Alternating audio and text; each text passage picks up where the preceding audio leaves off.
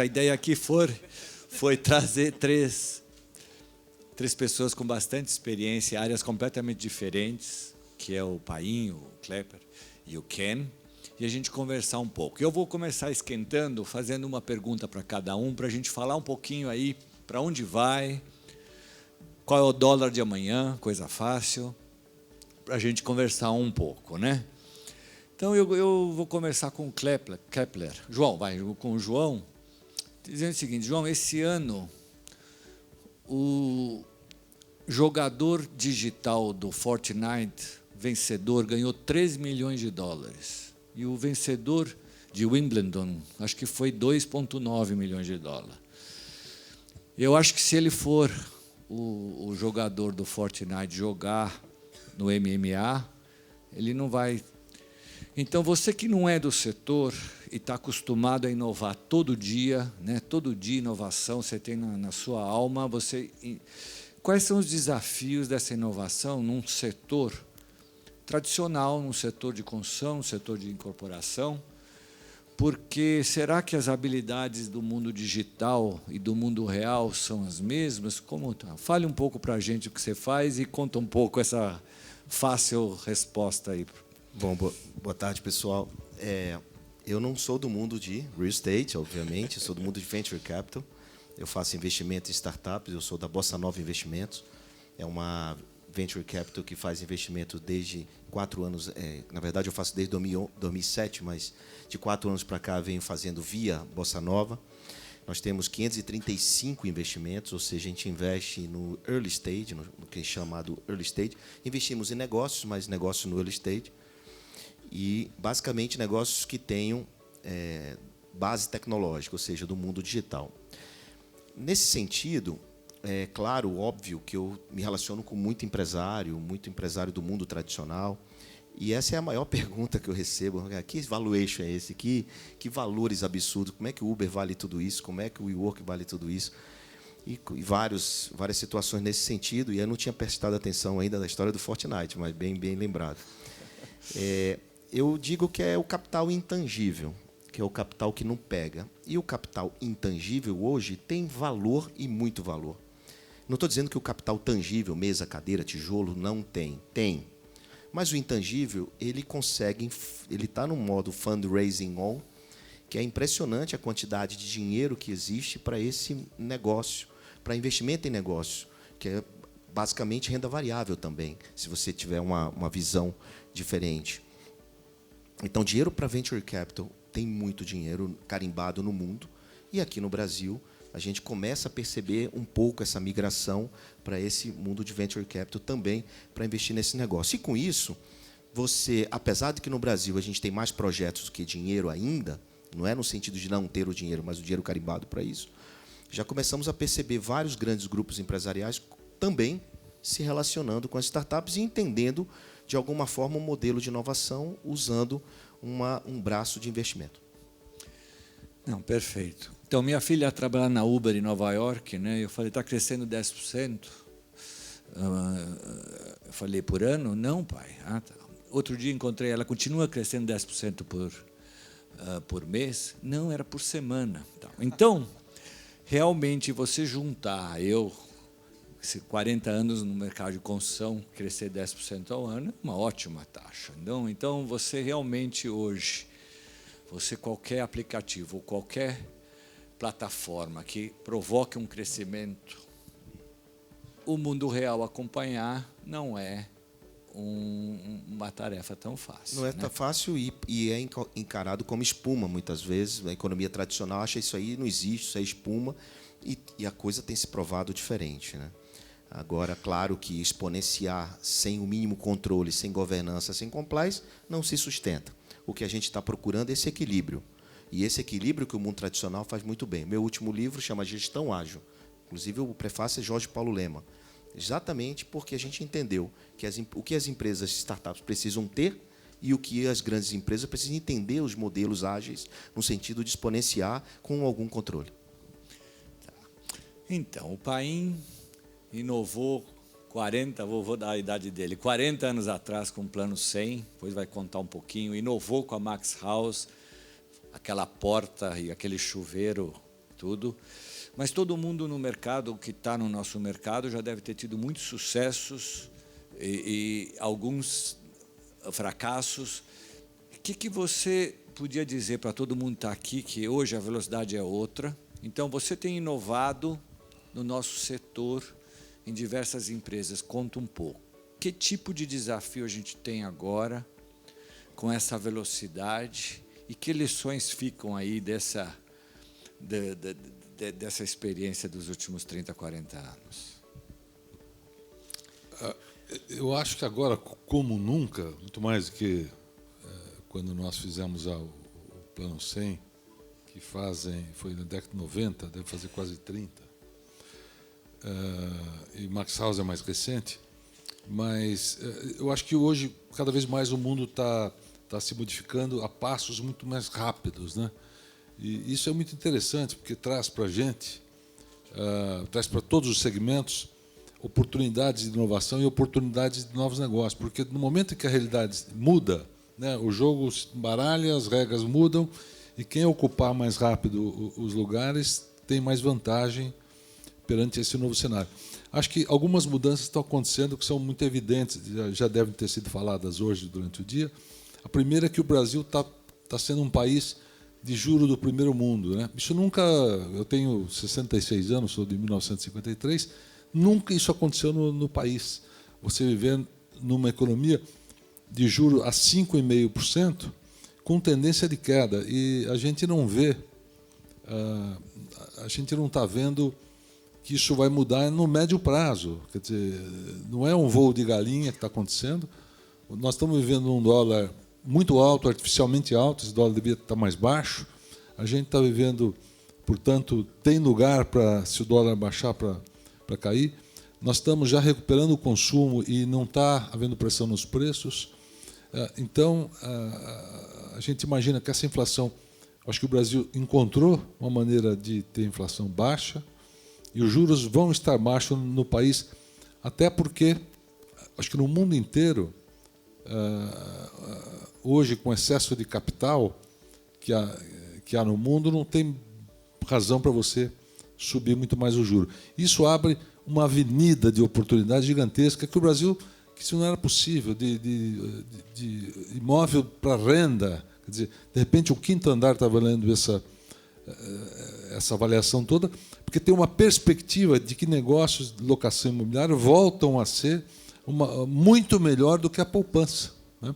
Isso vai abrir, ou seja, vai voltar o pequeno investidor para o mercado imobiliário, vai aquecer o mercado imobiliário residencial, vai abrir esse mercado de locações corporativas, que o Brasil não era possível num juro alto, hoje é possível, e todo empreendimentos comerciais, shopping center, senior living, student housing, tudo isso que foi falado aqui, co-living, tudo que é produto de locação passa a ser, de repente, extremamente atraente. Isso abre novas oportunidades que não existiam nesse mercado.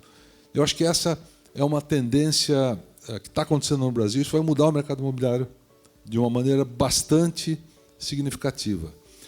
Eu acho que tem outra que está acontecendo no mundo que também vai causar mudanças aí fortes no segmento, que não sei se vocês já ouviram falar da Caterra nos Estados Unidos.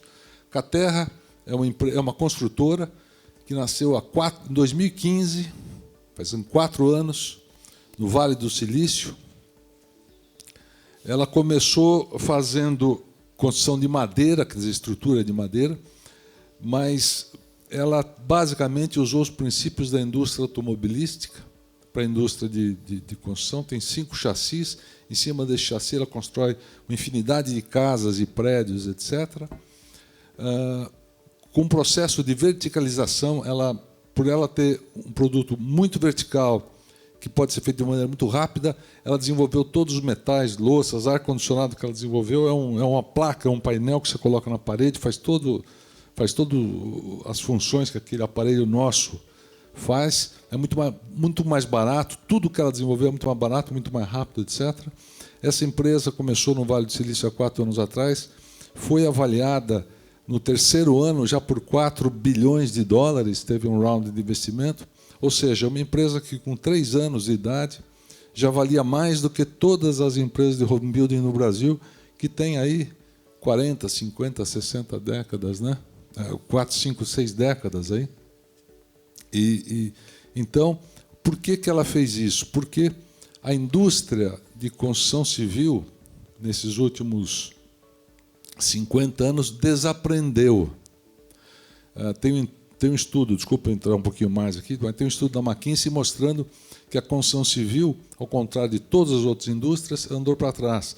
Há 50 anos atrás, as construções eram mais previsíveis e mais repetitivas, portanto, mais eficientes. Hoje, cada arquiteto quer fazer, o Jean Nouvel quer fazer um prédio diferente, esse prédio aqui tem outra característica, etc., ficou muito mais caro. O que a Caterra fez é voltar a fazer chassis simples, com mudanças cosméticas, de uma maneira muito rápida, muito barata, e está mudando a perspectiva de construção civil nos Estados Unidos. Isso vai mudar no mundo, né? Esse é apenas um primeira etapa, isso vai acontecer no Brasil também. A construção ainda aqui é muito artesanal e ainda é um processo muito de ateliê, né? Então, quem achar esse mercado de uma maneira escalável e repetitiva e sexy, né, vai mudar o mundo, vai mudar o mercado. Eu posso até falando como startup, né? Muito bom. Não, eu acho que eu posso até complementar aqui. Hoje nós tivemos também a Tec Verde falando. Então, hoje em dia, sem dúvida nenhuma, a construção ficou para trás. Até a agricultura passou a construção civil. E nós estamos realmente no final da cadeia. Mas, se você vê a Austrália, vê outros países, é o setor que tem mais condições de evoluir. E aqui vai como um todo, é do projeto da construção, do pós-obra. Então, a industrialização, modularização, materiais, usar a madeira, usar o aço, usar o concreto, usar o que for melhor para a obra, mas, sem dúvida nenhuma, juntando o projeto, a construção e o pós-obra com um ponto de como se faz um avião, como se faz um carro, uma plataforma. Então, isso é uma realidade, ela vem, ela vai romper. Então, você tem um monte de tecnologias hoje já aprovadas no mundo inteiro e nós não temos que inventar nada, nós temos que ser o International Copy Center com tropicalização, com jeitinho brasileiro. Então, a inteligência aqui é a gente ver aquilo que deu certo no exterior e com habilidade ir introduzindo. Então, eu acredito que vem uma ruptura, sim, porque todas as nossas obras terminam no prazo, né? Todas as nossas obras terminam abaixo do custo, todas as reformas não dão problema nenhum, e nós estamos super bem no nosso setor, né? Então, é tão grande o campo que tem para evoluir, que assim, eu acredito que vem uma ruptura mesmo da maneira que se faz obra para uma maneira industrializada e modularizada e padronizada, sem dúvida. Bom, o Ken não está aqui, mas eu ponho a pergunta para todos. Bom, sim, juro baixo, inflação baixa, mas o Ken é de Nova York, eu gosto, outro dia eu falei para o americano, né, eu respeito você foi para a Lua, eu tinha 10 anos, me respeite, eu sei fazer obra no Rio de Janeiro em 2019. Então, sem dúvida nenhuma, nós estamos em condições de primeiro mundo. Será que somos primeiro mundo? Então, na hora que a gente tem o juro a 5,5%, você tira 15%, a 4,5% inflação, a 13,5%, 4%, a gente compete com o mundo. Então, eu acredito sim que o capital interno aqui ele vai agora se diversificar. Então, a pergunta é que taxa de retorno, como convencer o estrangeiro, porque é o grande volume de dinheiro, né? Os fundos soberanos, os private equities, os fundos de pensão, né? Quando você pega os fundos de pensão americanos, muitos estão por aqui. Mas hoje estamos competindo com o mundo inteiro na rentabilidade. Qual o cap rate? Qual o retorno esperado? Como você sente? Então, sem dúvida, é muito otimista o nosso mercado. Nós estamos no momento de baixa, quando tem o property clock de todas as grandes empresas, da Richard Ellis, da Jones Lang LaSalle, nós estamos no momento de baixa e temos tudo para o mercado agora ser muito otimista nos próximos anos. Quem não conhece, existe um reloginho em cada país, em cada cidade, quando é o momento de vender e de comprar. Quando no começo do século falou, quando o engraxate falar que é para comprar ações, é o momento de vender. Então, quando todo mundo falar que é para comprar fundo imobiliário, talvez não é o momento. Então, tem os especialistas que dizem quando é o momento. E no Brasil, nesse momento, o mercado de real estate está bem baixo, porém o mundo está no momento. Tá. Então, a pergunta é, como competir, que tipo de retorno? Faço a pergunta aos dois, se espera, porque estamos falando de inovação. No mundo de Venture Capital, o IRR médio que a gente está vendo em qualquer fundo internacional é em torno de 28%. Mais ou menos o IRR, o TIR, né? Ao ano, né? IRR ao ano. 28%. A gente temos fundo no Brasil chegando a beirando 40% em Venture Capital. É muito alto. Igualzinho o investimento de todo mundo exato, aqui. É muito alto. Mas na outra ponta, a gente está vendo muita procura por FIIs, né? Muita procura pelos rentistas, querendo receber renda mensal. Isso também faz um contraponto. A gente também tem uma outra preocupação, quando, tudo bem, o IRR nosso é alto, tem grandes resultados. Por exemplo, a nossa empresa, com 4 anos, fez 13 saídas. Nós temos empresas valendo milhões no nosso portfólio. Mas, por outro lado, a gente tem uma preocupação, quem investe?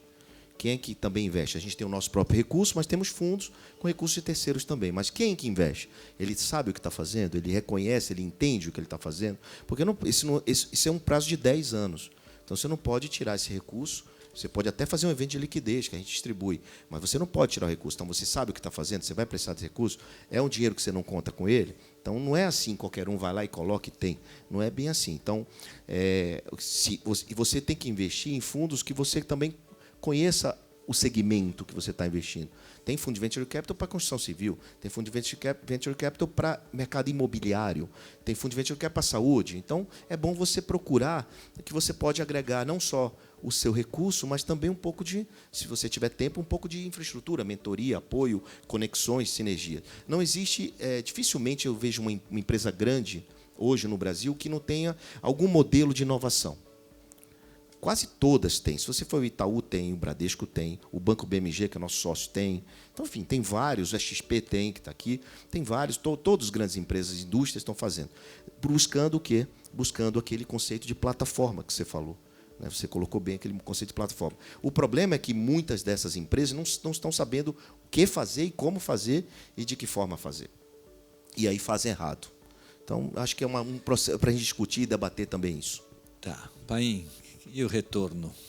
Está fácil convencer a investir no Brasil? A gente pode esperar um grande crescimento? Ou o dinheiro vai ser de dentro ou o dinheiro vem de fora? Os dois. Veja, que retorno? Estamos falando de retorno e oportunidade. Eu acho que o retorno vai ser alto nos próximos 2, 3 anos, porque mesmo que errar, quem errar agora vai acertar, porque eu acho que o mercado a maré está indo para cima e eu acho que meio que todo mundo vai se dar bem. Uns vão se dar melhor, outros piores, porque vai haver uma valorização. Nós estamos com pouca produção ainda, então a tendência é que com a queda de juros, etc., vai se valorizar.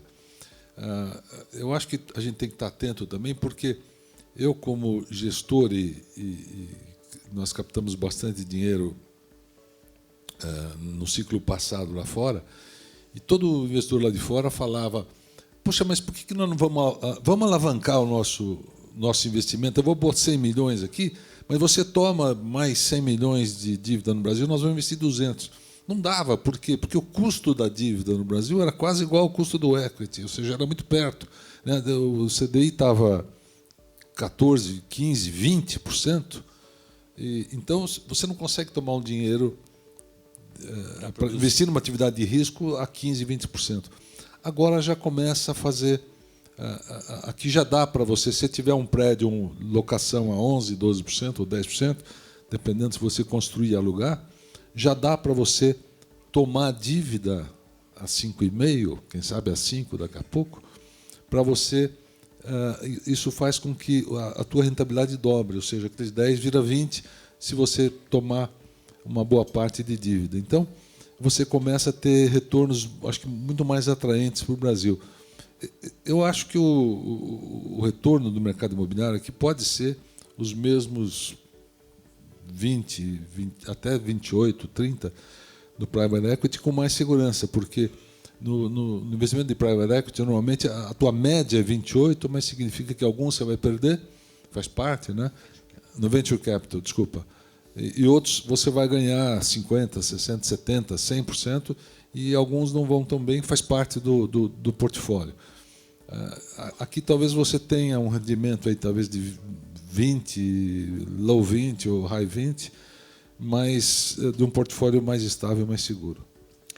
Eu vou provocar um pouco, né? Nós ouvimos muitas palavras bonitas hoje, co-living, co-working, multipropriedade, um monte, mas nós já ouvimos no passado também palavras bonitas, flats, pequenas salas, e etc, etc. E nós estamos sempre naquele momento onde o meu empreendimento vai dar certo, vai dar tudo certo. Que lições aí, porque quanta coisa já não se inovou todo dia, só hoje a velocidade é outra. E hoje se espera o resultado no dia seguinte. Antes se esperava um pouquinho mais, né? Então, esse desafio aí do por quê? Porque eu brinco quando a gente, HTB, né, nós estamos aí 50 e poucos anos no mercado, construímos todo tipo de obras, shoppings, hidrelétricas, escritórios, residencial. Eu gosto quando eu vou fazer uma hidrelétrica, ou está sem cabelo ou cabelo branco, para ser o chefe da obra, com toda essa inovação de apps. Ou seja, existe sempre aí o nosso mundo. Do outro lado, a gente sabe que a gente está morto se parar.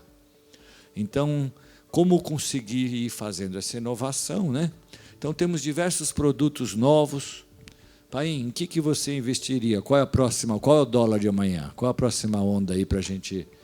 E, João, você que investe em dezenas de empresas, onde você vai pôr seu dinheiro? Eu vou continuar fazendo o que eu estou fazendo. O grande segredo é diversificar o portfólio, né? Diversificar o portfólio, diversificar mas também nem todo mundo a sua carteira, pode diversificar. Não dá pra, é como ele falou, não dá para colocar tudo num canto, você tem que distribuir. E acho que você tem que pensar e fazer isso hoje. E a minha especialidade é investir em negócios que transformam o mercado, né? Então, posso citar vários aqui. Mas, por exemplo, essa semana chegou um rapaz que disse assim, poxa, os médicos têm os seus consultórios e não usam o dia todo.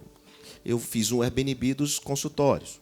Negócio extremamente simples. Fiz uma plataformazinha, o médico vai lá, coloca a ociosidade do escritório, e o outro lá na ponta usa o escritório dele. Então, ele só fez intermediar isso. Quanto custou para fazer isso? Sei lá, desenvolver um software qualquer lá, R$80 mil.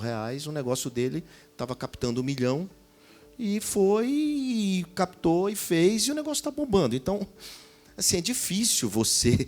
Peraí, mas isso faz sentido? Faz. Então, mas se alguém quiser construir o 6º andar antes do 5º andar, você não vai investir. Não dá para fazer isso aí. Então, tem que ter base tecnológica, tem que ser digital. Mas o que eu quero falar... Por que eu estou falando isso? Estou falando para você que eu participo, de certa forma, da transformação de vocês na outra ponta. Né, investindo nesses projetos que estão mudando. Aqui fora mesmo você tem o construtor de vendas, você tem vários projetos digitais, tudo bem que lá é meio com RP, mas foi uma inovação também, um software interno para o público, para o software como serviço, como se diz, né?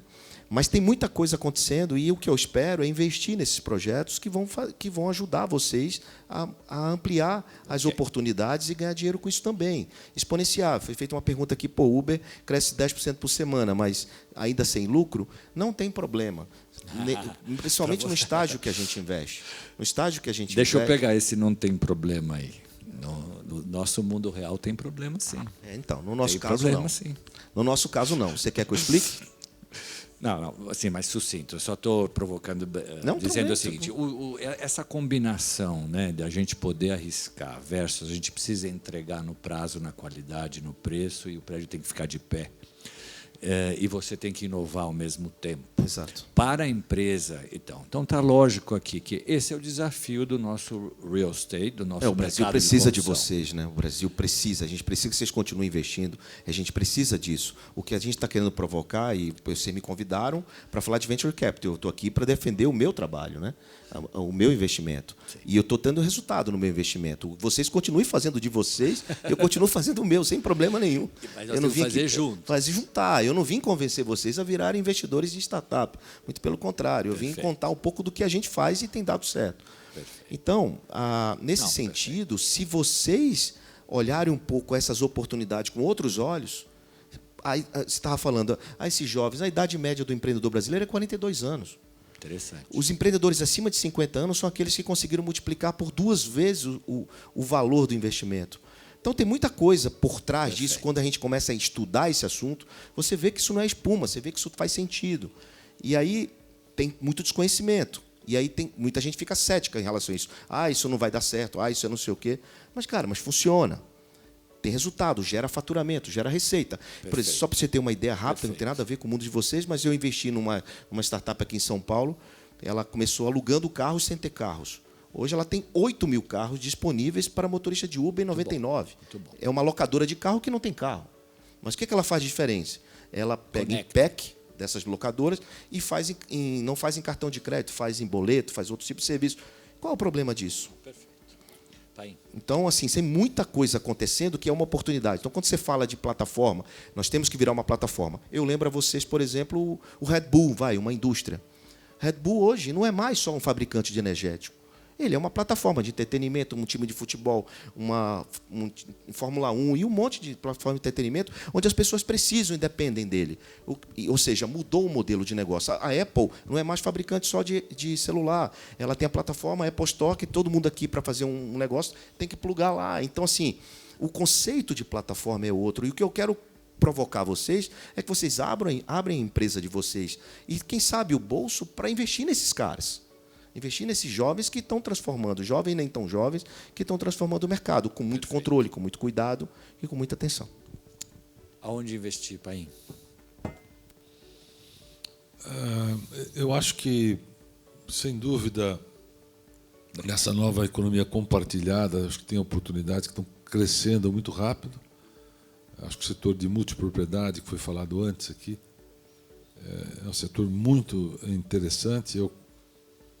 Quando a gente entrou de sócio, montamos a Habitat, e depois entramos de sócio numa securitizadora que tinha operações no setor de multipropriedade, eu falei, olha, eu não quero olhar isso nem de longe, eu nem quero ir lá porque esse troço não faz o menor sentido para a gente, eu não quero entrar nesse negócio de vender fração e tal.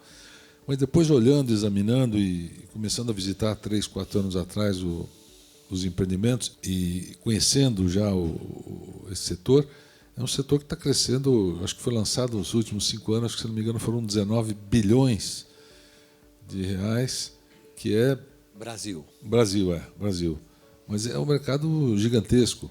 E com preço, estava vendo o Joseph Nigri falando do empreendimento dele super bacana, de luxo, em São Paulo, terreno caro, para vender a 18 mil reais o metro quadrado decorado.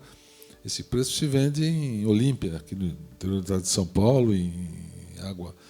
Enfim, se vende em empreendimentos muito básicos em cidades de quinta categoria, infracionado, e vende bastante, né? Então, esse é um segmento que nos interessa, nós estamos olhando com bastante carinho isso para investir agora em equity. Em dívida, a gente tem investido através da Habitat já há 5 anos, e acho que tem uns 10 empreendimentos grandes que nós financiamos aí.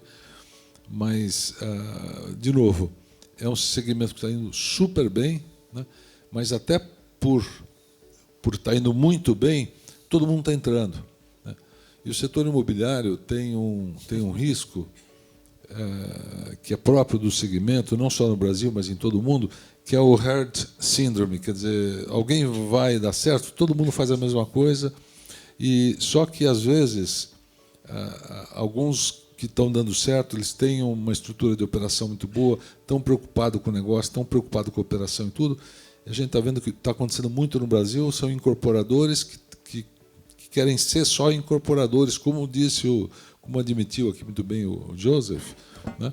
Querem fazer uma coisa e vender, e depois aquele negócio que tem que ser, que é uma multipropriedade, é um resort no fim da história, tem que ser muito bem operado, tem que criar valor para quem comprou, e se aquilo não tiver um valor criado, vai ter um problema com os compradores, com a carteira que tiver de pós-venda, que é grande, né? E esse negócio vai dar problema. Então, a gente acha que esse sem dúvida, é alguma coisa interessante. Eu gosto muito também de outro segmento, que é de cidade sustentável ou smart cities, que está se fazendo. Tem alguns exemplos no Brasil muito bons, e eu acho que isso vai mudar o jeito da população morar, principalmente a população de média e baixa renda, com escala, com outra qualidade de vida. Você poder não só entregar casa, mas entregar todo um ambiente de altíssima qualidade para aquela pessoa, isso é priceless, isso o dinheiro não compra. Quer dizer, não adianta ele comprar a mesma casa num bairro que fica 2 km dali, porque é uma porcaria, normalmente o bairro não tem segurança, a situação pública é horrorosa, a calçada é ruim, a pavimentação é ruim, a escola, enfim. Quando você consegue entregar uma comunidade, eu acho que você cria um valor. Enfim, acho que tem algumas coisas que são atraentes. Eu acho que, sem dúvida, locação, qualquer coisa de renda é atraente. Economia compartilhada, eu gosto muito da multipropriedade, faz todo sentido, e acho que talvez cidades planejadas, ou cidades smart cities, ou cidades sustentáveis, é alguma coisa que nós estamos olhando também.